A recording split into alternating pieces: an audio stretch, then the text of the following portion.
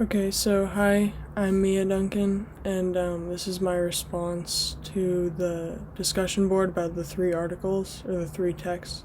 So, for the first question, I said when thinking about student fear factor, brainology, and grit, all of them can relate to each other.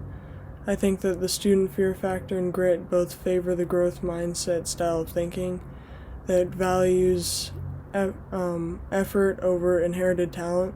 For instance, in her TED Talk, Grit, the Power, Passion, Perseverance, Angela Duckworth emphasizes that she is absolute in her belief that her students' academic success is dependent on effort and not natural intelligence or inherited intelligence. I agree with Duckworth's belief. I think most of my academic success has been the result of effort or grit. Similarly, in Carol Dweck's Brainology, she reports that numerous studies show the same results. So students with the fixed mindset are more likely to be intimidated by academic challenges and achieve less of their full potential compared to students with the growth mindset. And my citation for that is Dweck 2, so page number 2. This portion of Dweck's book echoes the argument I agreed with from Duckworth's TED Talk. There is no ceiling on a student's potential. Everyone has the ability to build on their intelligence.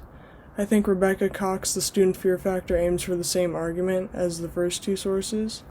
For example, Cox makes sure to highlight the anxiety that comes with the transition from high school to college by quoting a college student Melanie's experiences with increased anxiety and a feeling of alienation after beginning community college. So that's Cox 22. And then overall, I think all three sources aim to highlight the anxiety that comes with achieving academic success, especially when school becomes more challenging, and how both a growth mindset and a fixed mindset can influence that anxiety for better or for worse. So in my opinion, I think the growth mindset is going to help relieve some of the anxiety, because you know that by maybe failing or messing up that you're going to get better eventually. For the fixed mindset, I think that would do the opposite, so it would make your anxiety worse because you're not really getting better and you're just discouraged whenever something isn't easy for you. For the second part of the question, out of all three texts, I related to Brainology the most because of how the experiments with students were analyzed and applied to Carol Dweck's argument. I also felt like I just related to the growth mindset because students with a fixed mindset, in my opinion, are just putting a limit on themselves. So